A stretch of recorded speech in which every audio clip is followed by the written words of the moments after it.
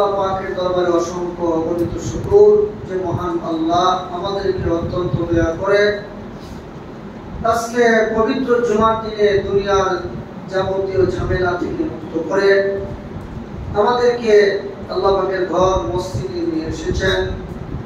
জুমার নামাজ আদায় করার জন্য আমাদেরকে আল্লাহ তৌফিক দিয়েছেন। এজন্য আমরা সকলে দিল থেকে কালিমাত শুকর আদায় করি আলহামদুলিল্লাহ। সম্মানিত মুসল্লিয়ান کرام, আপনারা জানেন আমি বেশ কয়েকটি জুমা যাবত আপনাদের সামনে রাসূল করিম সাল্লাল্লাহু আলাইহি ওয়াসাল্লামের পবিত্র জিন্দেগি নিয়ে আলোচনা করতেছিলাম। গত জুমাতে আপনাদেরকে বয়ানের শেষ বয়ান এইটুকু পর্যন্ত করেছিলাম যে রাসূল মক্কা থেকে মদিনায় গেছেন। মদিনার লোকেরা রাসূলকে গ্রহণ করে নিয়েছেন, এমনকি মদিনাবাসী সবাই আনন্দিত রাসূলের আগমনে। ছোট ছোট বাচ্চারা পর্যন্ত রাসূলের আনন্দে আত্মহারা ছিল। আপনারা এই আলোচনাটুকু গত জুমার দিন, গত সপ্তাহ জুমাহের দিনে এই আলোচনাটুকু আপনারা শেষ পর্যন্ত শুনেছেন। আপনাদেরকে আগে বলা হয়েছে আমাদের মহানবীর পবিত্র জিন্দেগি কোরআন নাযিলের পরে দুই ভাগে বিভক্ত। মাক্কি জিন্দেগি 13 বছরের, মাদানী জিন্দেগি 10 বছর। তো এই দুইটা জিন্দেগির দুইটা বৈশিষ্ট্য। একটা হলো মাক্কি জিন্দেগিতে জুলুম অত্যাচার স্বীকার করছেন, আর মাদানী জিন্দেগির বৈশিষ্ট্য হলো সন্ত্রাস দমন করছেন। তো আজকে আপনাদের সামনে আমি রাসূলের এই মাদানী জিন্দেগি সম্পর্কে কিছু কথা বলবো। আল্লাহ যেন আমাকে তৌফিক দেন, আমিন। সম্মানিত হাজির, রাসূল যখন মক্কা থেকে মদিনায় গেলেন, মদিনায় যাওয়ার পরে রাসূল করিম সাল্লাল্লাহু আলাইহি ওয়াসাল্লাম তিনি একটা রাষ্ট্র কায়েম করলেন। যতদিন পর্যন্ত রাসূল মক্কায় ছিলেন ততদিন পর্যন্ত রাষ্ট্র কায়েম করতে পারেন না। আর যখনই তিনি মদিনায় গেলেন সেখানে গিয়ে তিনি রাষ্ট্র কায়েম করলেন। তো রাষ্ট্র কায়েম করে রাষ্ট্রের একটা সংবিধান প্রণয়ন করলেন, সংবিধান রচনা করলেন। যে সংবিধানকে আমরা মদিনা সনদ হিসেবে জেনে থাকি। তো মদিনা সনদ ছিল মদিনা রাষ্ট্রের সংবিধান। মদিনা সনদের অনেক ধারা আপনারা অনেকেই বিভিন্ন বই পুস্তকে আপনারা পড়ছেন। তো পৃথিবীর ইতিহাসে সর্বপ্রথম লিখিত আকারে সংবিধান রচনা করেন আমাদের মহানবী হযরত মুহাম্মদ সাল্লাল্লাহু আলাইহি ওয়াসাল্লাম। এই কথাটা মনে রাখেন। পৃথিবীর ইতিহাসে বিভিন্ন দেশ রাষ্ট্র পরিচালনা করার জন্য বিভিন্ন রকমের নিয়ম কানুন ছিল, কিন্তু এগুলো সব মৌখিকভাবে ছিল, লিখিত আকারে ছিল। সংবিধান তো ছিল কিন্তু মৌখিক আকারে ছিল, লিখিত আকারে ছিল না। পৃথিবীর ইতিহাসে সর্বপ্রথম লিখিত আকারে সংবিধান রচনা করেছিলেন আমাদের মহানবী হযরত মুহাম্মদ সাল্লাল্লাহু আলাইহি ওয়াসাল্লাম। ওখানে যখন গেলেন, যাওয়ার পরে তখন মক্কার বড় বড় সন্ত্রাসীরা ওরা রাসূল এমনি নির্যাতিত নিষ্পেষিত হয়ে তিনি মক্কা ছেড়ে মদিনায় গেলেন। মদিনায় কি শখে গেছেন নাকি নির্যাতিত হয়ে? নির্যাতিত হয়ে। ওইখানে যাওয়ার পরে আবু জাহাল, উতবা, সাইবা বড় বড় লিডাররা পর্যন্ত রাসূলকে হুমকি দিতে লাগলো, ও মুহাম্মদ, তুমি মদিনায় গিয়ে দল পাকাইতেছ, দল ভারী করতেছ, সেখানে তোমাকে শান্তিতে থাকতে দেওয়া হবে না। এই জন্য মক্কার বড় বড় সন্ত্রাসীরা মুহাম্মদ সাল্লাল্লাহু আলাইহি ওয়াসাল্লাম এবং তার সাথী সঙ্গীদেরকে দমন করার জন্য মক্কা থেকে অভিযান পরিচালনা করলেন। সেই সর্বপ্রথম রাসূলের বিরুদ্ধে মদিনায় যে অভিযান পরিচালনা করেছিল মক্কার সন্ত্রাসীরা, এই অভিযানটার নাম হলো ঐতিহাসিক বদরের যুদ্ধ। সেই বদরের যুদ্ধে মক্কা থেকে 9,900 বড় বড় সন্ত্রাসী নিয়ে অস্ত্র শস্ত্রে সজ্জিত হইয়া এবং মক্কা মদিনার কাছাকাছি গিয়া রাসূলের উপর হামলা করার জন্য প্রস্তুতি হল। তো আমি আপনাদের সামনে পবিত্র কোরআনের যে আয়াতটি কারিমা তেলাওয়াত করলাম, আয়াতটি হলো সূরা মায়েদার 33 নম্বর আয়াত।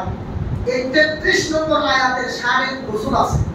সেই শানে নজুলটা যদি আপনারা শোনেন, তাহলে আমরা আজকে খুব গুরুত্বপূর্ণ কয়েকটি কথা অনুধাবন করতে পারবো, হৃদয়ঙ্গম করতে পারবো ইনশাআল্লাহ। এই সূরা মায়েদার 33 নম্বর আয়াতটি নাযিল হওয়ার কারণ হলো, কোনো ঘটনার পরিপ্রেক্ষিতে যদি কোনো আয়াত নাযিল হয়, সেই ঘটনাটাকে ওই আয়াতের শানে নজুল অথবা সববে নজুল বলা হয়। তো রাসূল কারীম সাল্লাল্লাহু আলাইহি ওয়াসাল্লাম মক্কা থেকে মদিনায় হিজরত করে গেলেন। মদিনায় যাওয়ার পরে কুরাইন একটা গোত্র ছিল, সেই কুরাইন গোত্রের লোকেরা রাসূলের পবিত্র দরবারে গিয়ে রাসূলের কাছে কালিমা পড়ে মুসলমান হয়ে যাওয়ার পরে ওইখানে কিছুদিন থাকার পরে মদিনার আবহাওয়া তাদের অনুকূলে হলো না, তাদের শরীর হলুদ হয়ে গেল, আবহাওয়া অনুকূলে হয় না। অনেকেরই অনেক দেশের আবহাওয়া কি হয় না, সহ্য হয় না। আপনারা যারা হজে গেছেন বা উমরা করতে গেছেন, আর যারা সৌদি আরবে গেছেন, ওইখানে যাওয়ার পরে আমরা অনেকে অসুস্থ হয়ে যাই। ওই দেশের আবহাওয়ার সাথে আমাদের দেশের আবহাওয়া কি নাই, মিল নাই, এমন হওয়াটা স্বাভাবিক। তো এরা যখন মদিনায় গেল, মদিনার আবহাওয়া তাদের সহ্য হইল না। তো সহ্য না হওয়ার কারণে ওরা কি করলো, রাসূলের দরবারে বলল যে হুজুর আমাদের তো এই অবস্থা। রাসূল বললেন, যাও তোমরা উটের পেশাব এবং দুধ পান করো, উটের প্রস্রাব এবং দুধ পান করো। তো এরা উটের দুধ এবং প্রস্রাব পান করার পরে এরা সুস্থ হয়ে গেছে। এখন প্রশ্ন করতে পারে যে হুজুর পেশাব খায়া রোগ ভালো হয়, তো এটা কিভাবে সম্ভব? আল্লাহর পক্ষ থেকে রাসূলকে ওহীর মাধ্যমে জানায় দেওয়া হয়েছিল, এদের যে রোগ হয়েছে এই রোগ একমাত্র উটের পেশাব আর দুধের মধ্যে আছে, রোগ নিরাময় করার জন্য অন্য কোনো চিকিৎসা নাই। এই জন্য রাসূল নির্দেশ দিয়েছেন। তো এরা যখন সুস্থ হয়ে গেল, এমনি দেখবেন মানুষ যখন অসুস্থ হয় তখন দেখবেন খুব আল্লাহবিল্লাহ, খুব নামাজ, খুব তাসবিহ, খুব তাহলিল, খুব হুজুরের কাছে এসে দোয়া, হুজুর একটু দোয়া করে। আর যখন শরীর একটু ভালো হয়ে যায়, শরীরের মধ্যে প্রত্যেক আশা করে, তখন দেখবেন আল্লাহও চিনে না, রাসূলও চিনে না, মসজিদও চিনে না, মাদ্রাসাও চিনে না, আলেমও চিনে না, মই মুরব্বি বুঝে না, সে নিজেকে বহুত কিছু মনে করে। এই রকমের অবস্থা তাদেরও হলো। এরা যখন দেখলো শরীরটা ভালো হয়ে গেছে, তখন এই যে উটগুলোর দুধ তারা পান করলো, ওই উটগুলো চিন্তাই করে মদিনা থেকে পলায়ন করে গেল। আর উটের রাখাল ছিল হযরত ইয়াসির রাদিয়াল্লাহু আনহু, ওনার হত্যা করলো, ওনার চক্ষুগুলো উপড়ে ফেললো, তারপর উটগুলো নিয়ে তারা বেগে গেল, মুরতাদ হয়ে গেল। এই সংবাদ যখন রাসূলের দরবারে আসলো, আসার পরে রাসূল একদল সেনাবাহিনী পাঠাইয়া এই সন্ত্রাসীগুলোকে গ্রেফতার করে রাসূলের দরবারে নিয়ে আসলো। আয়েশা তাদেরও চক্ষু উপড়ে ফেললো এবং এই সবগুলো মুরতাদ সন্ত্রাসীকে রাসূল হত্যা করলেন। এই আয়াত, এই ঘটনার পরিপ্রেক্ষিতে কিন্তু আল্লাহ আমার তেলাওয়াতকৃত আয়াত অর্থাৎ সূরা মায়েদার 33 নম্বর আয়াতে কারিমা নাযিল করে বলেন, হে রাসূল কারীম সাল্লাল্লাহু আলাইহি ওয়াসাল্লাম, এই সমস্ত সন্ত্রাসীরা সন্ত্রাসী কর্মকাণ্ড যারা ঘটাইছে এদের বিচারটা এইভাবে করে। আপনারা সারা জীবন মনে রাখবেন, সারা দুনিয়ার সমস্ত মানুষের শান্তি আর নিরাপত্তার জন্য, দুনিয়ার সন্ত্রাস নির্মূলের জন্য আল্লাহ তাআলা কোরআনের পবিত্র কোরআনের সূরা মায়েদার 33 নম্বর আয়াতে এমন একটা বিধান দিয়েছেন, এই বিধানটা যদি দুনিয়ার মানুষ ফলো করে, কিয়ামত পর্যন্ত এই পৃথিবীতে কোনো সন্ত্রাস মাথা ছাড়া দিয়ে উঠবে না। আজকে আমরা কোরআনের বিধান মানি না বিধায় আজকে আমরা সন্ত্রাসী কর্মকাণ্ডের শিকার আর নিজেরাও সন্ত্রাসী ভূমিকায় অবতীর্ণ। এজন্য আজকের আলোচনা থেকে আমি আপনাদেরকে অতীতে অনেকবার এই কথাগুলো বলেছি, আজকেও বলবো। একটা কথা যখন বারবার বলা হয় তখন অন্তরে গেঁথে যায়। এই জন্য আলোচনাটা যেহেতু রাসূলের মাদানী জিন্দেগির সাথে সম্পৃক্ত, এই জন্য এই কথাগুলো আজকে বলবো ইনশাআল্লাহ। আমরা সারা জীবন সন্ত্রাস অনেক নাম শুনছি, সন্ত্রাসের নামে তসবিহ আমরা জপি। যারা দীর্ঘদিন পর্যন্ত আলেমদেরকে বলছে এরা সন্ত্রাসী, এরা জঙ্গি। আমাদের বাংলাদেশের পরিস্থিতিটা হলো, কেউ যদি একটু দাড়ি আর টুপি রাখে, মাথায় যদি টুপি আসে আর মুখে যদি দাঁড়িয়ে আসে, তাহলে তাকে বলা হয় এমন কোন জঙ্গি সংগঠনের সাথে সম্পৃক্ত, কোন আল কায়দা, আল বদর আসাম রাজাকারের সাথে তার সম্পৃক্ততা আছে। কারণ কি, মাথায় টুপি আর মুখে দাঁড়ি। একটা তথ্য আপনাদেরকে শোনাই। বর্তমান আমেরিকার প্রেসিডেন্টের নাম জো বাইডেন। জো বাইডেন একটা বিশ্ব সন্ত্রাসী। এর আগে ছিল ডোনাল্ড ট্রাম্প, সেও একটা বিশ্ব সন্ত্রাসী। এর আগে ছিল বারাক ওবামা, সে আরেকটা বিশ্ব সন্ত্রাসী। এই বারাক ওবামার আগে আরেকটা সন্ত্রাসী ছিল, নাম কি? George W Bush. George W বুশের দাদার নাম ছিল বুশ, এর ছেলের নাম জর্জ বুশ, আর জর্জ বুশের ছেলের নাম জর্জ ডব্লিউ বুশ। কথা বুঝছেন? এই জর্জ ডব্লিউ বুশ, যে জর্জ ডব্লিউ বুশ ইরাকের উপর হামলা করেছিল, জর্জ ডব্লিউ বুশ আফগানিস্তানের উপর হামলা করেছিল, লিবিয়ার উপর হামলা করেছিল, এই জর্জ ডব্লিউ বুশ সে তার রাজনৈতিক সময়ে, তার রাষ্ট্র পরিচালনা করার সময় একটা অনুষ্ঠানে একটা বক্তব্য দিয়েছিল। সেই বক্তব্যটা হলো, আমি সারা দুনিয়ার সমস্ত পুরুষের চেহারাকে দাড়ি মুক্ত অবস্থায় দেখতে চাই, আর সারা দুনিয়ার সমস্ত মহিলাদের চেহারাকে পর্দা মুক্ত অবস্থায় দেখতে চাই। সুতরাং বুশের এই বক্তব্য থেকে আমরা বলতে পারি, যারা দাড়ি আর পর্দার বিরুদ্ধে কথা বলে এরা জগতের আর কেউ নয়, এরা বিশ্ব সন্ত্রাসী জর্জ ডব্লিউ বুশের দালাল। সুতরাং এই ধরনের দালাল কি আমাদের দেশে নাই? আমাদের দেশে কেন, আমাদের অলিতে গলিতে অভাব নেই। আমাদের দেশের অলিতে গলিতে অভাব নাই যারা দাড়ি আর টুপির বিরুদ্ধে সংগ্রাম করে। সংগ্রাম করার কোনো জিনিস পাইছো না? হ্যাঁ, সুদের বিরুদ্ধে সংগ্রাম নাই, ঘুষের বিরুদ্ধে সংগ্রাম নাই, জিনার বিরুদ্ধে সংগ্রাম নাই, সমাজের লুটতরাজ সন্ত্রাসীদের বিরুদ্ধে কোনো সংগ্রাম নাই, এক টুকাই মাস্তানদের বিরুদ্ধে সংগ্রাম নাই। সংগ্রাম শুধু দাঁড়িয়ে টুকুওয়ালাদের বিরুদ্ধে আর পর্দাওয়ালি মা বোনদের বিরুদ্ধে। তোমরা জগতের আর কেউ না, তোমরা নিশ্চিত ইহুদি খ্রিস্টানের দালাল জর্জ ডব্লিউ বুশের দালাল। ডব্লিউ বুশের দালাল ছাড়া কেউ দাঁড়িয়ে আর টুপির বিরুদ্ধে আর পর্দার বিরুদ্ধে কথা বলতে পারে না। সম্মানিত হাজির, এজন্য যারা আপনারা দাড়ি রাখেন না, তাইলে আপনাদের সাথে তাদের একটা সাদৃশ্যতা থাকে যায় না? এই বক্তব্যের পরে আজ থেকে আর কেউ দাড়ি রাখবেন না। যেহেতু বুশ আমার নবীর সুন্নতের বিরুদ্ধে বক্তব্য দিয়েছিল, নবীর এই সুন্নতের বিরুদ্ধে একদল ইহুদি খ্রিস্টানের দ্বারা সার্বক্ষণিক প্রোপাগান্ডা চালাচ্ছে। সুতরাং এই সমস্ত নবীর দুশ্মনরা যেহেতু দাঁড়িয়ে পর্দার বিরুদ্ধে কথা বলে, আমি আজ থেকে প্রতিজ্ঞা করলাম, আমি রাসূলকে আমার নিজের প্রাণের চাইতে বেশি ভালোবাসি। সুতরাং আমি আমার নবীর মহব্বতে আল্লাহর সন্তুষ্টি অর্জনের জন্য, নবীর শাফাত পাওয়ার জন্য আজ থেকে রাখি দাঁড়িয়ে রেখে দিলাম। আজকে থেকে আপনারা প্রতিজ্ঞাবদ্ধ হন।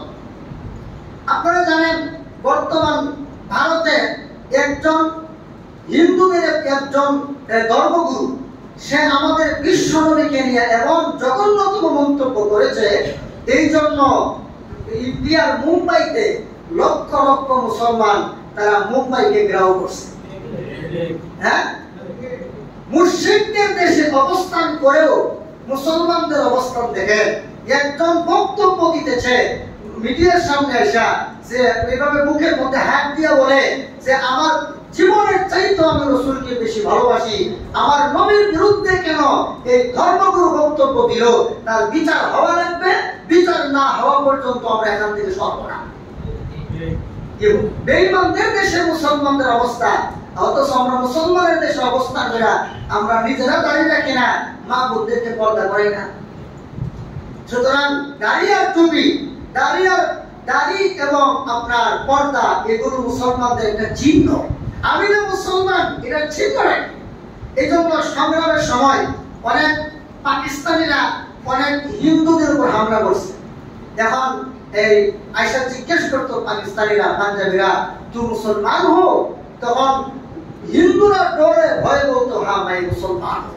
এখন চেহারা দেখলে তো বোঝা যায় না, তখন পাঞ্জাবিরা বলতো কি আগর মুসলমান হো তো কাপড়া উঠা।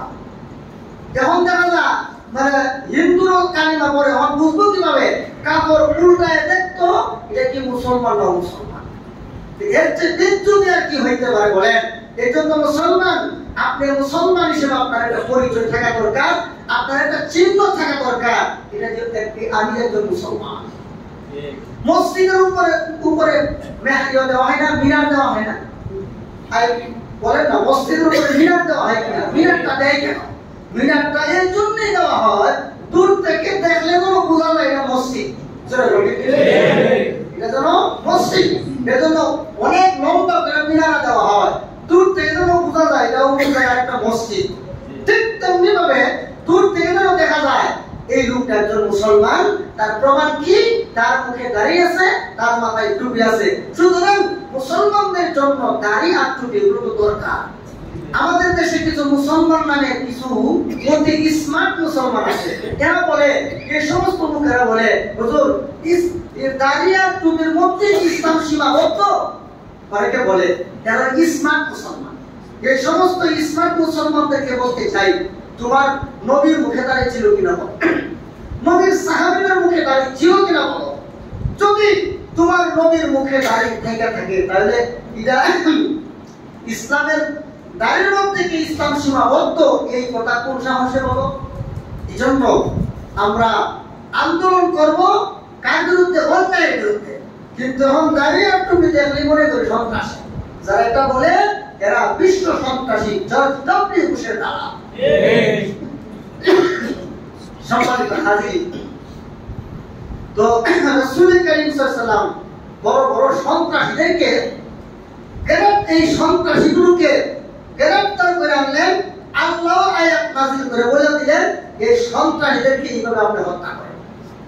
এই আয়াত থেকে মুফাসসিরিনে কেরাম তাফসীরের কিতাবে উল্লেখ করেছেন, বিশেষ করে জালালাইন শরীফের মতনে এবং হাসিয়াতে সন্ত্রাস কাকে বলে, সন্ত্রাস কত প্রকার ও কি কি, তার বিস্তারিত বিবরণ তাফসীরে জালালাইন শরীফের মতনে এবং হাসিয়াতে আছে। সারা জীবন মনে রাখবেন, তিনটা বস্তুর সমষ্টির নাম সন্ত্রাস। কয়টা বস্তুর সমষ্টির নাম? এক নম্বর দল বাঁধা, দুই নম্বর অস্ত্র হাতে দেওয়া, তিন নম্বর নির্দোষের উপর হামলা করে। তিন নম্বর নির্দোষের উপর হামলা করে। দল বেঁধে অস্ত্র নিয়ে নির্দোষের উপর যদি হামলা করা হয় এটা হলো সন্ত্রাস। মনে থাকবো? কতদিন মনে রাখবে? সারা জীবন মনে রাখবে সন্ত্রাস কাকে বলে। এই সন্ত্রাসের ডেফিনেশন সংজ্ঞা দুনিয়ার কোন সন্ত্রাসী এই পর্যন্ত দেয় নাই। সন্ত্রাস বলা হয় দল বেঁধে অস্ত্র নিয়ে নির্দোষের উপর হামলা করলে এটা হলো সন্ত্রাস। সন্ত্রাস প্রথমত দুই প্রকার, একটা হলো তথ্য সন্ত্রাস আর একটা হলো অস্ত্র সন্ত্রাস। একটা তথ্য সন্ত্রাস আর একটা অস্ত্র সন্ত্রাস। বর্তমান দুনিয়াটা অস্ত্র সন্ত্রাসের চেয়ে তথ্য সন্ত্রাসের ভূমিকায় বেশি অধিক। এই জন্য মিডিয়া সন্ত্রাস, তথ্য সন্ত্রাস তার ক্ষমতা এত বেশি, মিডিয়া যদি ইচ্ছা করে যে একটা দেশকে উলটপালট করে দিতে একটা মিডিয়ার পক্ষে সম্ভব, মিডিয়াদের পক্ষে সম্ভব। মিডিয়ার পক্ষে একটা দেশ উলটপালট করে দেওয়া সম্ভব। আমরা ছাত্র জনতার আন্দোলন, অনেকদিন আন্দোলন করলো, হ্যাঁ, আন্দোলন করে কত মানুষ মরলো, জীবন দিল, এরপরে একজন একটা সরকারকে উৎখাত করলো। কিন্তু এই মিডিয়া যদি বেশি না 2-4 দিন এইভাবে তাদের অপকর্ম যদি তুলে ধরতো জাতির সামনে, বিশ্বের সামনে, তাহলে কিন্তু টিকতে পারত না। তখন রক্তপাত ছাড়া, আন্দোলন সংগ্রাম ছাড়া এমনি সরকার নেমে যাইত। তাহলে অস্ত্র সন্ত্রাসের চেয়ে তথ্য সন্ত্রাসের ভূমিকা সবচেয়ে বড় বেশি। এজন্য বর্তমান দুনিয়াটা নিয়ন্ত্রণ করে কি বলেন? মিডিয়া। মিডিয়া মিডিয়া বর্তমান দুনিয়া নিয়ন্ত্রণ করে মিডিয়া। মিডিয়াতে এখন মানুষ সব ধরনের বিষয় প্রচার করে। এজন্য আমরা যদি মিডিয়া ব্যবহার না করি, আজকে ইসলাম এবং মানবতা, ইসলাম আজকে ধ্বংসের ধার প্রান্তে, ইসলাম আজকে বিদায়ের পথে। এজন্য আমরাও মিডিয়ার মাধ্যমে এই তথ্য প্রযুক্তির যুগে আমরা যদি আমাদের ইসলামকে মিডিয়ার মাধ্যমে সারা দুনিয়াতে প্রচার প্রসার না করি, তথ্য প্রযুক্তিকে যদি আমরা ব্যবহার না করি, তাহলে আমরাও কোণঠাসা হয়ে যেতে পারত। এজন্য সম্মানিত হাজির, এই সন্ত্রাস প্রথমত দুই প্রকার, একটা হলো তথ্য সন্ত্রাস আর একটা হলো অস্ত্র সন্ত্রাস। এই অস্ত্র সন্ত্রাস কাকে বলে তার ডেফিনেশন দিলাম যে দল বেঁধে অস্ত্র নিয়ে নির্দোষের উপর হামলা করলে এটা হলো অস্ত্র সন্ত্রাস। এই সন্ত্রাস আবার দুই প্রকার, একটা হলো জাতীয় সন্ত্রাস আর একটা হলো আন্তর্জাতিক সন্ত্রাস। জাতীয় সন্ত্রাস বলা হয় যেই দেশের সন্ত্রাসী দল যদি সেই দেশের সীমা রেখার ভিতরে, ভৌগোলিক সীমা রেখার ভিতরে যদি অস্ত্র সন্ত্রাস চালায়, এটা হলো জাতীয় সন্ত্রাস। আর যদি ভিন্ন দেশের কোন সন্ত্রাসী দল বেঁধে অস্ত্র নিয়ে ভিন্ন দেশের কোন দুর্বল জাতির উপর হামলা করে, এটা হলো আন্তর্জাতিক সন্ত্রাস। আচ্ছা, আপনারা বলেন বর্তমান দুনিয়াতে জাতীয় সন্ত্রাস আসেনি? আছে। বলেন বর্তমান দুনিয়াতে আন্তর্জাতিক সন্ত্রাস আসেনি? আছে। কেন সন্ত্রাস এত বেশি? কেন আমার এলাকায় সন্ত্রাসী আছে, মহল্লায় সন্ত্রাসী আছে, থানার মধ্যে সন্ত্রাসী আছে, জেলার মধ্যে সন্ত্রাসী আছে, সিটির ভিতরে সন্ত্রাস আছে, সারা দেশের ভিতরে সন্ত্রাসীদের অভাব নেই। আবার বিশ্বের সন্ত্রাসীদের মূলদের অভাব নেই। ইসরায়েল একটা সন্ত্রাসী রাষ্ট্র, আমেরিকা একটা সন্ত্রাসী রাষ্ট্র। এই বড় বড় সন্ত্রাসীগুলো সন্ত্রাস চালাচ্ছে, আমাদের দেশের ভিতরেও অনেক সন্ত্রাসী সংগঠন সন্ত্রাস চালাচ্ছে। কেন এত সন্ত্রাস? এর কারণ হলো আজকে জিহাদের মতো পবিত্র বিধান, আজকে জিহাদ পৃথিবী থেকে বন্ধ হয়ে গেছে। দুনিয়ার মধ্যে কোথাও জিহাদ হয় না। জিহাদ হলো সন্ত্রাস নির্মূলের একটা অপারেশন। জিহাদ সন্ত্রাস নির্মূলের কি বলেন? অপারেশন। এজন্য হযরত আল্লামা ইদ্রিস কান্দরবী রাহমাতুল্লাহি আলাইহি তার অমর গ্রন্থ তাফসীরে মাআরিফুল কুরআন আরবিটা হযরত শফি সাহেব রাহমাতুল্লাহি আলাইহি, যেটা ওটা না, বরং হযরত ইদ্রিস কান্দরবী রাহমাতুল্লাহি আলাইহি ওনার অমর গ্রন্থ তাফসীরে মাআরিফুল কুরআনে তিনি লেখছেন যে সন্ত্রাস আল্লাহ কেন জিহাদের বিধান দিলেন, জিহাদের বিধান কেন দিলেন, এই প্রশ্নের জবাবে তিনি একটা উত্তর লিখছেন তার কিতাবে। এইভাবে কোন মানুষের শরীরে যদি কোন অঙ্গে যদি একটা দুরারোগ্য অসুখ, রোগ, ক্যান্সার হয়, আর ওই দুরারোগ্য ক্যান্সারকে যদি যথাসময়ে অপারেশন করে ওই অঙ্গটা কেটে ফেলে দেওয়া না হয়, তাহলে আস্তে আস্তে এই ক্যান্সার সারা শরীরে ছড়ায় পড়বে। এক সময় আর চিকিৎসা করার কোনো সুযোগ থাকবে না, তখন ওই লোকটা মরে যেতে বাধ্য। যেমন ভাবেন ক্যান্সার যদি প্রাথমিক অবস্থায় অপারেশনের মাধ্যমে কেটে ফেলা হয়, তাহলে এই রোগীটা সুস্থ হয়ে যাওয়ার আশা থাকে। ঠিক তেমনি ভাবে সারাটা পৃথিবী হলো একটা মানব দেহ। এই মানব দেহে শান্তি শৃঙ্খলা আর ভারসাম্য নষ্ট করার যে কাজটা, যে জিনিসটা কাজ করে, সেটার নাম হলো সন্ত্রাস। এখন এই সন্ত্রাস হলো সারা পৃথিবী নামক মানব দেহের ক্যান্সার, আর এই ক্যান্সারের অপারেশন হলো ইসলামের পবিত্র জিহাদ। আপনারা কি জিহাদ করছেন জীবনে? হ্যাঁ, জিহাদ শব্দের সংজ্ঞা তুই জানেন না, জিহাদ শব্দের সংজ্ঞাই জানেন না। আমরা তো এতদিন পর্যন্ত জিহাদ নিয়ে আলোচনা করতে পারতাম না, গোয়েন্দা থাকতো। হ্যাঁ, আমাদের এক মুসল্লি, দুইটা কারগুজারি শোনায়, আমাদের একজন মুসল্লি আমাদের আরেকজন মুসল্লিকে বিগত কয়েক মাস আগে বলছিল যে হুজুর জানেন না, হুজুর তো যে কথাবার্তা বলে সরকারের বিরুদ্ধে কথাবার্তা। এখন যে যার কাছে বলছে উনিও সরকার দলীয়, উনি আমাকে আসলে মহব্বত করতো। উনি বলছে যে দেখ হুজুর যদি সরকারের বিরুদ্ধে ওয়াজ করতো, যে এই মসজিদে দেখবেন অনেক গোয়েন্দা লোক আছে, অনেক সাংবাদিক আছে, অনেক এনএসআই লোক আছে, থাকতে পারে প্রত্যেক মসজিদে। না তো হুজুরে যদি বয়ান করতো, তাহলে তো কোনো না কোনো ভাবে একটু হুজুরকে একটু সাহায্য করতো। তো তুই আর বিচার দেওয়ার জায়গা পাইছিস না। ওই লোকই বলছে আরেকদিন যে গোয়েন্দা লোক এখানে নামাজ পড়ে বলে গেছে যে যে হুজুরের কথা কয় 100 এই সমস্ত কথা আসলে দরকার। তাইলে দেখেন একটু বয়ানটা যদি একটু তাদের স্বার্থে লাগা যায় তখন হুজুর তার দুশমন হয় না, ঠিক না? 40 বছর পর্যন্ত রাসূলকে মক্কার কাফেররা বলতো মুহাম্মদ বড় ভালো, খুব আমানতদার, আল আমিন খুব বলতো। কিন্তু যখনই 40 বছর পরে বলে বলো লা ইলাহা ইল্লাল্লাহ, এই কথা যখন বললো তখন মূর্তি পূজারীদের কপালে বাড়ি পড়লো আর বললো দেখছো এতদিন মুহাম্মদ খুব ভালো ছিল, এখন যে আমরা মূর্তির বিরুদ্ধে কয়, আমাদের স্বার্থের বিরুদ্ধে কয়, এখন থেকে তারা বলে মুহাম্মদ পাগল, মুহাম্মদ গণক, মুহাম্মদ জাদুকর, মুহাম্মদ মিথ্যাবাদী, এই সমস্ত অপবাদে রাসূলকে অপবাদ দেওয়া হয়, এমনকি রাসূলের উপর নির্যাতন করা হয়। তো এখন মুহাম্মদ খারাপ হলো কেন? ওই যে মানে তাদের স্বার্থে লাগছে। ঠিক এমনও কিছু লোক আছে তাদের স্বার্থে যখন আমাদের কোনো কথা লাগে তখন আর হুজুর ভালো না। এতদিন হুজুর খুব ভালো, আর যখন স্বার্থে লেগে গেল তখন হুজুর ভালো না। যারা আলেমদের নিয়ে কটূক্তিমূলক কথাবার্তা বলে মরণের সময় তোমাদের কালিমা নসিব হবে না। এটা আরেকদিন আলোচনা করুন। তো রাসূল কারীম তো এই যে সন্ত্রাস সারা দুনিয়াতে চলছে, এই সন্ত্রাসীদের বিরুদ্ধে বয়ান করলে আর এই সন্ত্রাস দমন করার জন্য জিহাদ নিয়ে আলোচনা করলে আমাদেরকে বলা হয় সন্ত্রাস, আমাদেরকে বলা হলো জঙ্গি। এজন্য আজকে সারা পৃথিবীর শান্তি শৃঙ্খলা বিনষ্ট হওয়ার পিছনে কারণ হলো পৃথিবী থেকে জিহাদ বন্ধ হয়ে গেছে।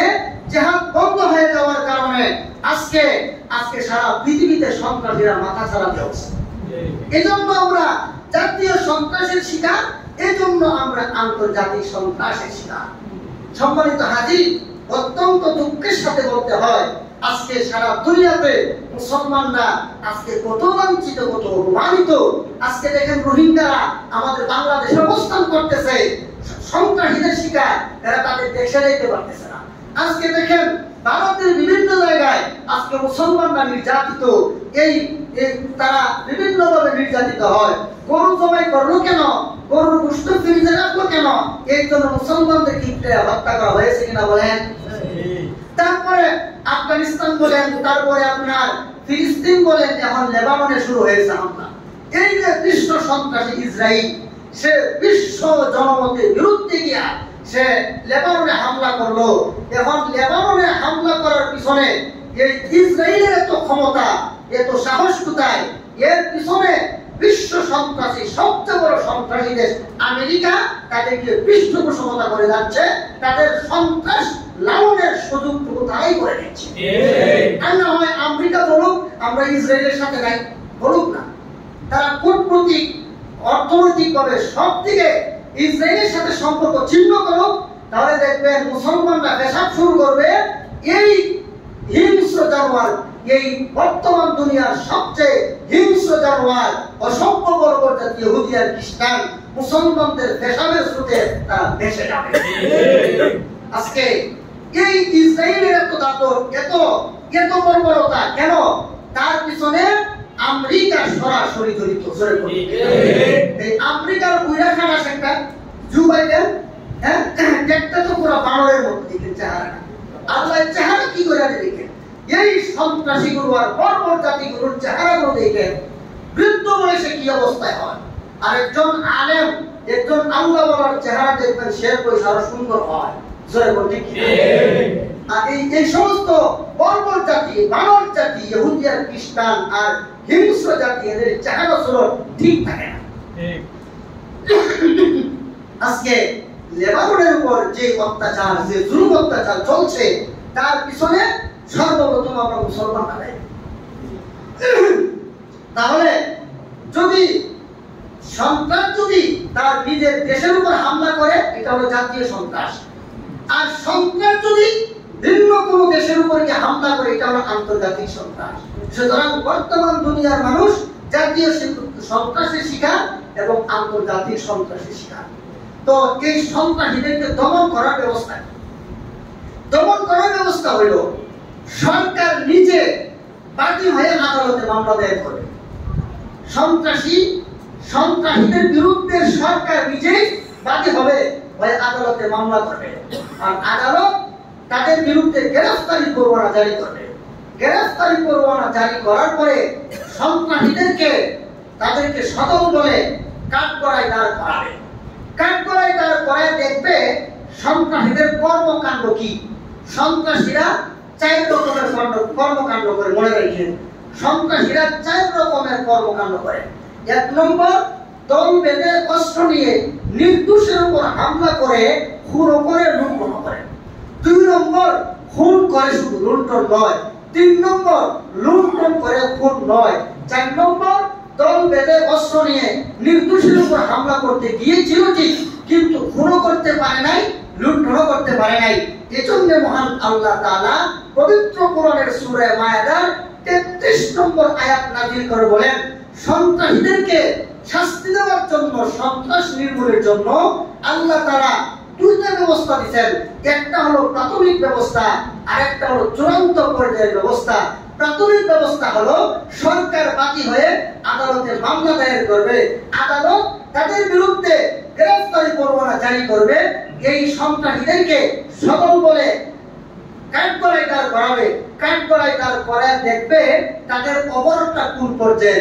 যদি প্রথম প্রকার সন্ত্রাসী হয়, আল্লাহ বলেন প্রথম প্রকার সন্ত্রাসীদেরকে ছুরিতে চড়ায় হত্যা করবে। যদি দ্বিতীয় প্রকারের সন্ত্রাসী হয়, তাহলে তাদেরকে স্বাভাবিকভাবে হত্যা করা হবে। যদি তৃতীয় প্রকারের সন্ত্রাসী হয়, তাহলে তাদেরকে হাত পা কেটে দিতে হবে। আর যদি চতুর্থ প্রকারের সন্ত্রাসী হয়, তাদেরকে জেলখানায় বন্দী করে দিতে হবে। এই হলো আল্লাহর কোরআনের বিধান। বলেন, এই বিধান যদি দেশে বলবৎ থাকতো, চালু থাকতো, তাহলে এই দেশে সন্ত্রাসীদের কোন স্থান থাকতো?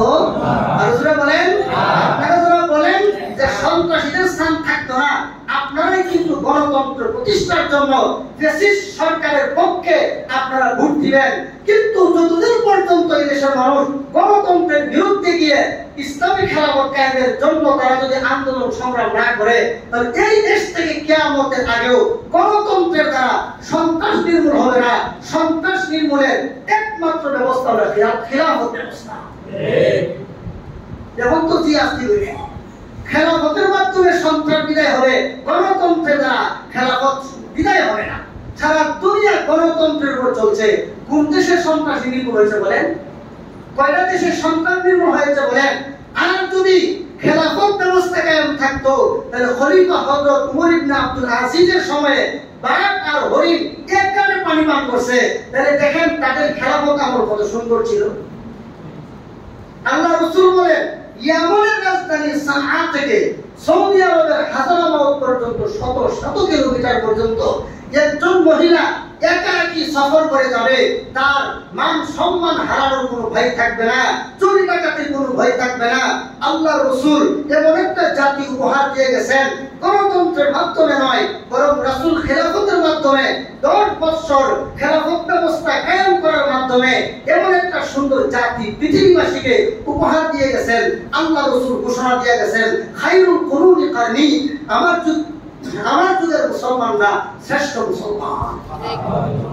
এটা গণতন্ত্রের দ্বারা হয় নাই, এটা খেলাফত ব্যবস্থার দ্বারা হয়েছে। সুতরাং মুসলমান যদি কেউ বিশ্বাস করেন, আপনি যদি বলেন যে আমি নামাজি মুসলমান, আমি রোজাদার মুসলমান, আমি নবীর শাফাত পেতে চাই, আমি আল্লাহর তৈরি জান্নাতে যাইতে চাই, আমি জাহান্নাম থেকে বাঁচতে চাই, তাহলে অবশ্যই আপনাদেরকে আল্লাহর জমিনে আল্লাহর খেলাফত কায়েম করার জন্য আপনাদেরকে আন্দোলন সংগ্রামে এগিয়ে আসতে হবে।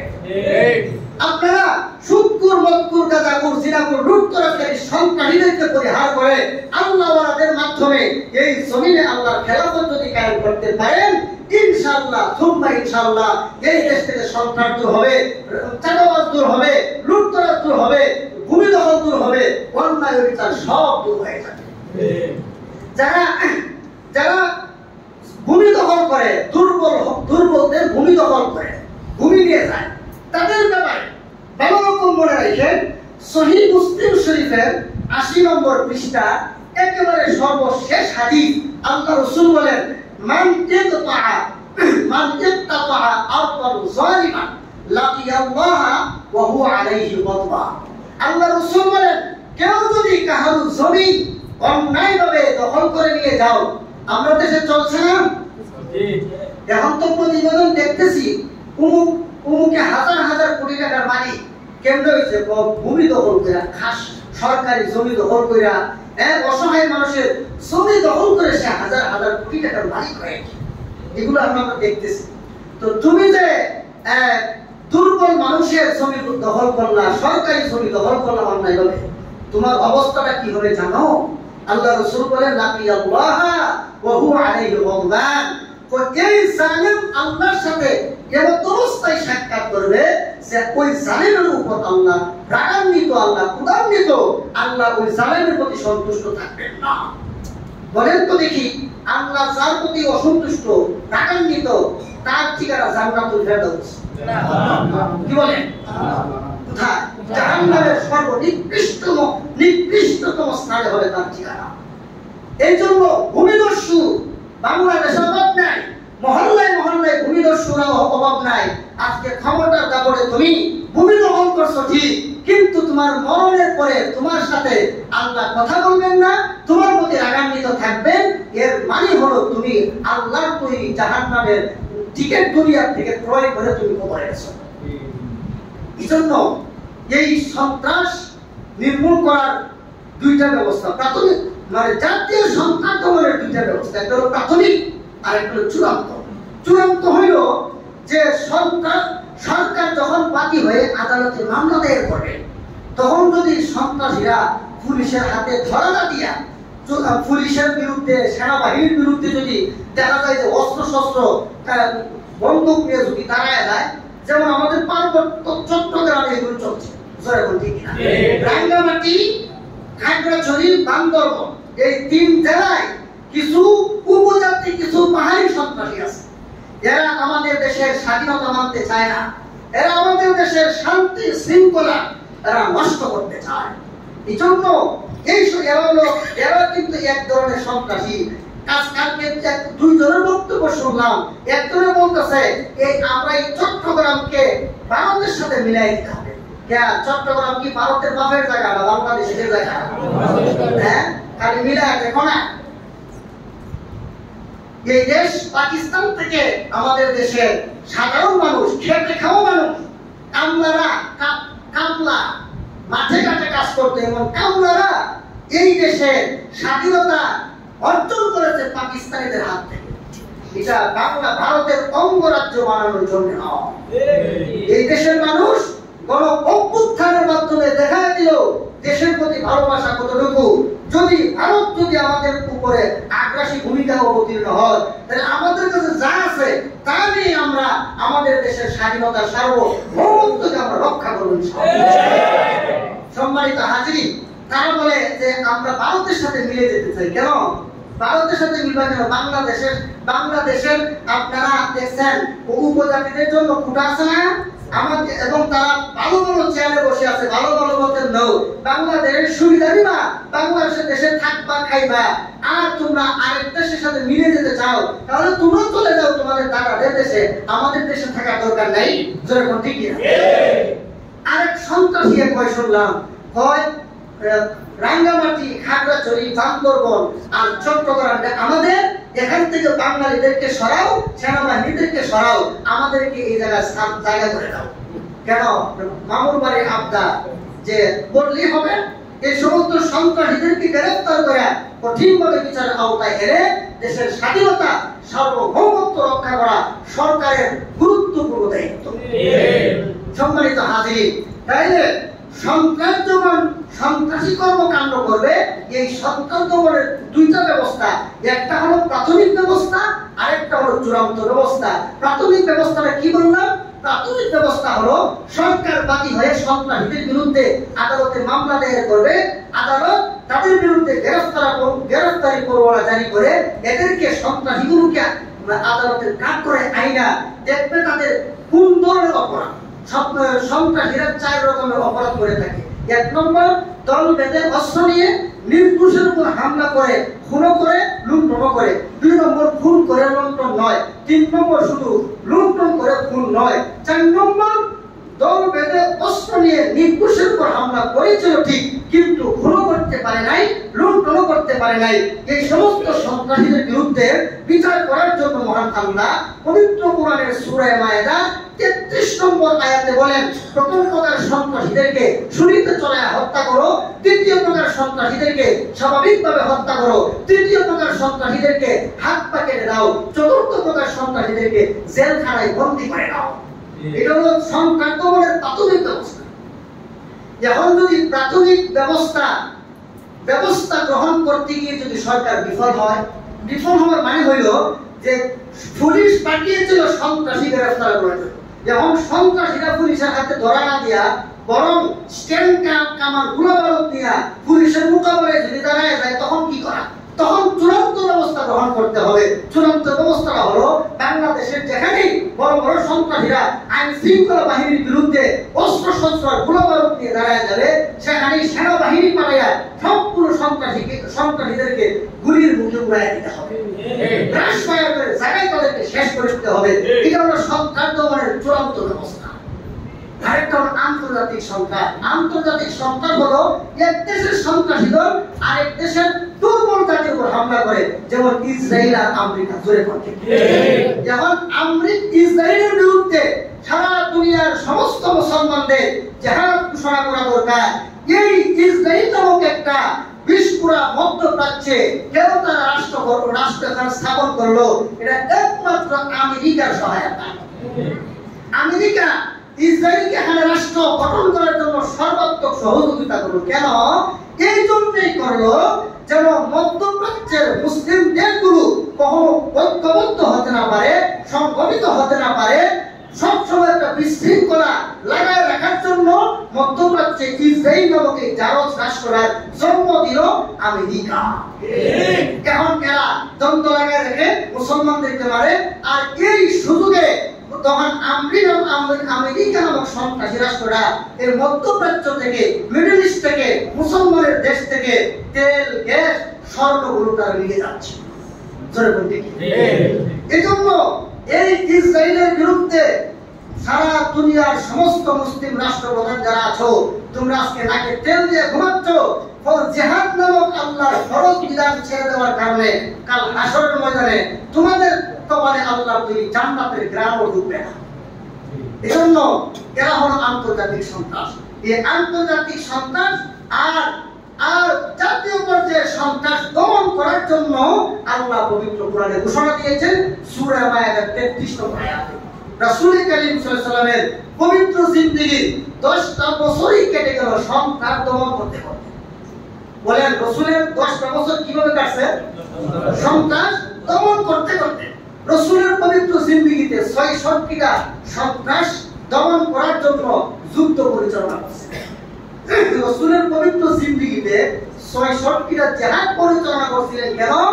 কোন মুসলমানকে গায়ের জোরে মুসলমান বানানোর জন্য নয়, বরং সন্ত্রাসীদেরকে নির্মূল করার জন্য। রাসূল করিম সাল্লাল্লাহু আলাইহি ওয়াসাল্লাম নিজেও 23টা জিহাদে তিনি সশরীরে উপস্থিত হয়েছেন। বাকি 43টা জিহাদে রাসূল নিজে যান নাই, সেনাবাহিনী পাঠিয়েছেন। আমরা দেশের নেতারা, সরকার দলীয় হোক, বিরোধী দলীয় হোক, কোন আন্দোলনে শেখ হাসিনা আর খালেদা জিয়ারা দুই দলের নেতা নেত্রী। জোরে বলতে কিনা? আচ্ছা, এরা কি কোনোদিন কোনো মিছিলের সামনে থাকছে? আপনারা ইমানের উপর হাত রেখে আপনারা দেখছেন? বাউবাইদুল কাদের সহ এই যে বড় বড় নেতা, এরা কি কোনোদিন সামনে থাকছে? এরাও সাধারণ মানুষকে লেলায় আগে আর মারামারি কইরা সাধারণ মানুষের জীবন যায়। তাহলে এসের মধ্যে ঠিকই থাকে, কিন্তু আর যখন ধরা পড়ে বিদেশ চলে যায়, তাহলে তোমরা তো রাজনীতি করেছো, তোমরা নেতৃত্ব দিয়েছো নিজের স্বার্থ হাসিল করার জন্য। মুহাম্মদুর রাসূলুল্লাহ দীর্ঘ 10টা বছর পর্যন্ত খেলাফতের মাধ্যমে রাষ্ট্র পরিচালনা করেছেন, সন্ত্রাস নির্মূল করেছেন। 66টা জিহাদের মাধ্যমে আল্লাহর রাসূল নিজেও 23টা জিহাদের মধ্যে সশরীরে অংশগ্রহণ করেছেন। রাসূল রক্তাক্ত হয়েছেন, রাসূলের শরীর থেকে রক্ত দিয়েছেন, দাঁত মুবারক শহীদ করেছেন। আল্লাহর হাবিব মুহাম্মদ সাল্লাল্লাহু আলাইহি ওয়াসাল্লাম ওনার সাথী সঙ্গীগণ নিয়ে অনেক কষ্ট করে সন্ত্রাস দমন করছেন। এই জন্য আপনারা যদি কারো আদর্শবান হতে চান, দুনিয়াতে যদি কাউকে নেতা মানতে চান, নেতা হবে আমার নবী মুহাম্মদুর রাসূলুল্লাহ। দুনিয়ার কোন নেতা নেত্রী এরা নিজেদের স্বার্থের জন্য পাগল, আমার নবী স্বার্থের স্বার্থের জন্য পাগল ছিলেন না। এই জন্য ইসলামের প্রাথমিক জিহাদ বদরের যুদ্ধে আল্লাহ রাসূল নিজেও গেছেন, উহুদের যুদ্ধে রাসূল নিজে গেছেন, রাসূলের মাথার লোহার হেলমেট মাথায় ঢুকে গেছে, রাসূলের ডান্ডা মুবারক শহীদ হয়েছেন। উম্মতের জন্য দরদি ছিলেন, স্বার্থ ছিল না। আর আমরা দেশের নেতা নেত্রী সবাই স্বার্থের জন্য পাগল। এই জন্য মুসলমানেরা আপনাদের বিবেক আল্লাহ দিয়েছেন, এখনো বুঝার সময় আছে। কাকে নেতা মানবেন? গণতন্ত্রের ধারক বাহক যারা আব্রাহাম লিঙ্কন, গণতন্ত্র প্রতিষ্ঠা করেছিল আব্রাহাম লিঙ্কন, বিশ্ব সন্ত্রাসী আমেরিকা নামক দেশের প্রেসিডেন্ট ছিল আব্রাহাম লিঙ্কন। সেই আব্রাহাম লিঙ্কন সন্ত্রাসীদের গণতন্ত্র প্রতিষ্ঠার জন্য আপনারা জীবন দেন, আপনারা সংগ্রাম করে রক্ত দেন। কিন্তু মুহাম্মদুর রাসূলুল্লাহ, যে মুহাম্মদুর রাসূলুল্লাহ আমার আপনার জীবনের চাইতে আমাদের কাছে অতি প্রিয়, অতি মহব্বতের, সেই রাসূলের খেলাফত প্রতিষ্ঠার জন্য 1 ঘন্টার জন্য আপনারা শপথ নেন।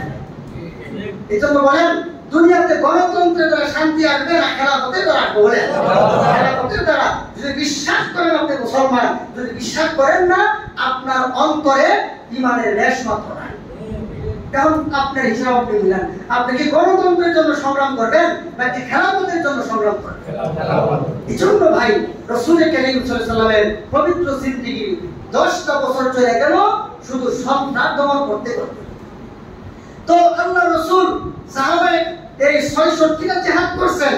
যদি হিসাব করা হয় প্রতি গড়ে প্রত্যেক মাস 2 মাসে একটা জিহাদ করছেন। কেন করছেন? সাহাবীরা হুজুর এখন কি আরামে থাকতে পারবো না? আর কত?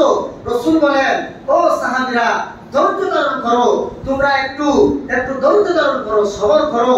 সন্ত্রাস নির্মূল করতে করতে যদি তোমাদের জীবন চলে যায়, আমি রাসূল ওয়াদা দিলাম আল্লাহ তুমি জান্নাতের মেহমান হবে। সুবহানাল্লাহ। এজন্য প্রত্যেকটা জিহাদে যতগুলো মুসলমান শহীদ হয়েছেন, প্রত্যেকটা মুসলমান আল্লাহ তুমি জান্নাতের মেহমান হয়ে পাখির মতো ঘুরতেছে। আপনারা মক্কা মদিনায় গেলে, মদিনাতুল মুনাওয়ারা গেলে, মদিনার একেবারে কাছাকাছি আপনারা দেখে থাকবেন উহুদ পাহাড়। উহুদ পাহাড়ের পাদদেশে দেখবেন সুহাদায়ে উহুদের অনেকগুলো কবর একসাথে একটা গ্রিলের মধ্যে ভিতরে আছে। এই সমস্ত সাহাবীরা কবরের থেকে আল্লাহ তৈরি জান্নাতের নিয়ামত ভোগ করতেছে। সুবহানাল্লাহ। এজন্য আপনারা যদি নবীর আদর্শে আদর্শবান হন, আপনারা যদি জিহাদি চেতনায় হযরত ইমাম মাহদী আলাইহিস সালামের চেতনায় উজ্জীবিত হয়ে আপনারা যদি খেলাফতের জন্য আপনারা যদি একটু সংগ্রাম করেন, একটু সময় দেন, দেখবেন ইনশাআল্লাহ এই দেশে কোনো চোর বাটপার টাকা সন্ত্রাসী ক্ষমতার মস্তদে করবে না। এই দেশে আল্লাহ ওয়ালারা ক্ষমতায় করবে। দেখবেন এই দেশে শুধু শান্তি আর শান্তি। রাসূলের যুগের মতো খায়রুল কুরুনি কারনি, অর্থাৎ বর্তমান দুনিয়াতে যেখানেই আপনার খেলাফত ব্যবস্থা কায়েম হবে, সেখানেই কিন্তু আল্লাহু আকবার ওই মানুষগুলো পৃথিবীর সমস্ত মানুষের যে শ্রেষ্ঠ এবং মর্যাদাপূর্ণ মানুষ হয়ে যাবে। তো আমরা আসলে রাসূল কারীম সাল্লাল্লাহু আলাইহি ওয়াসাল্লামের পবিত্র জিন্দেগি, মদিনার জিন্দেগি নিয়ে আলোচনা করতে গিয়া ভূমিকা স্বরূপ যে কথাগুলো বললাম, ভূমিকায় আমার অনেক সময় চলে গেল। ইনশাআল্লাহ আল্লাহ যদি তৌফিক দেন, আগামী সপ্তাহে রাসূলের মাক্কি জিন্দেগির কতগুলো জিহাদ, মাক্কি জিন্দেগির কিছু ইতিহাস নিয়ে কথাবার্তা বলে এই বছরের জন্য কমসে কম রাসূলের পবিত্র সিরাতুন নবীর আলোচনাটা সমাপ্ত করার চেষ্টা করব। ওমা তাওফিক ইল্লা বিল্লাহ। যা কিছু আলোচনা করলাম সহিহ কথার উপর আল্লাহ আমল করার তৌফিক দেন।